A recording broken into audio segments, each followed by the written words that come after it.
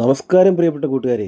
അപ്പം ക്രിസ്തുമസൊക്കെ ആയിട്ട് നമ്മുടെ വീട്ടിൽ നല്ല അടിപൊളി വാട്ടുകപ്പയും പോത്തുകറിയുമാണ് റെഡിയാക്കിയത് കേട്ടോ. ക്രിസ്തുമസിൻ്റെ അന്ന് രാവിലെ റാന്നിയിൽ പോയിട്ടാണ് ഞാൻ ഇറച്ചി മേടിച്ചത്. 380 രൂപയായിരുന്നു. എന്നാൽ ചില കടകളിൽ 420 രൂപയുമായിരുന്നു. എന്നാൽ ഏറ്റവും കൂടുതൽ വില വന്നത് എൻ്റെ നാട്ടിൽ തന്നെയായിരുന്നു കേട്ടോ. എൻ്റെ നാട്ടിൽ തടിയൂരായിരുന്നു. 470 രൂപയായിരുന്നു ഇവിടുത്തെ ഇറച്ചിയുടെ വില. എന്തായാലും നമ്മൾ അടിപൊളി ഒരു ഇറച്ചിക്കറി വെക്കാൻ പോവുകയാണ്. അപ്പം അമ്മ ഇഞ്ചിയൊക്കെ പറിച്ചുകൊണ്ട് വന്നിട്ടുണ്ട്. ഇറച്ചിക്കറി വെക്കാനായിട്ട് നമ്മൾ കൊച്ചുള്ളിയാണ് എടുത്തിരിക്കുന്നത്. അപ്പോൾ ഇഞ്ചി വെളുത്തുള്ളി ഉള്ളിയൊക്കെ അങ്ങനെ വഴറ്റിക്കൊണ്ടിരിക്കുകയാണ്.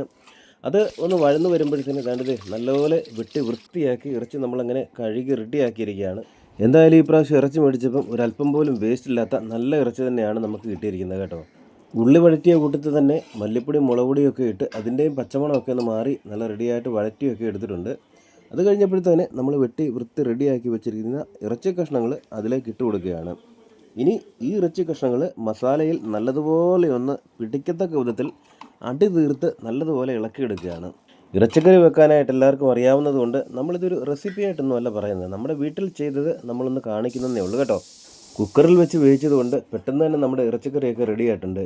ഇനി അതിലേക്ക് ഒരല്പം മല്ലിയില കൂടി വിതറി കഴിഞ്ഞാൽ നമ്മുടെ കിടിലൻ ഇറച്ചിക്കറി റെഡി. പാകത്തിനുള്ള ഉപ്പും മറ്റു മസാലകളും ഒക്കെ നമ്മൾ ചേർത്തിട്ടുണ്ട് കേട്ടോ. മിക്കവരും ഇറച്ചിക്കറിക്കകത്ത് മല്ലിയില ഒന്നും ചേർക്കാറില്ല കേട്ടോ. നമുക്ക് മല്ലിയിലയുടെ രുചി ഇഷ്ടമായതുകൊണ്ട് ഒരല്പം ചേർത്തെന്ന് മാത്രമേ ഉള്ളൂ. ഇറച്ചിക്കറി റെഡിയായ കൂട്ടത്തിൽ തന്നെ നമ്മൾ വാട്ടുകപ്പ റെഡി ആയിട്ടുണ്ട് കേട്ടോ. നമ്മൾ വാട്ടുകപ്പ കടയിൽ നിന്ന് മേടിച്ചാണ്.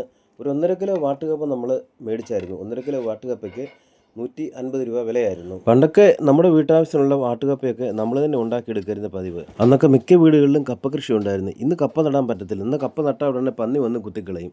അതാണ് മെയിനായിട്ടുള്ളൊരു പ്രശ്നം. എന്തായാലും ഇനിയിപ്പം അധികം കാത്തു നിൽക്കാനുള്ള ക്ഷമയൊന്നും ആർക്കുമില്ല. കപ്പയും ഇറച്ചിയും ഒക്കെ റെഡിയായിട്ട് വന്നപ്പോഴത്തേന് സമയം നല്ലതുപോലെ ആയിട്ട് അങ്ങനെ നമ്മുടെ ക്രിസ്തുമസ് സ്പെഷ്യൽ കപ്പ ഇറച്ചിക്കറി ഇഷ്ടമെങ്കിൽ വീഡിയോക്ക് ഒരു ലൈക്ക് തരാൻ മറക്കരുത്. അടുത്ത വീഡിയോയിൽ കാണും വരെ ബൈ ബൈ.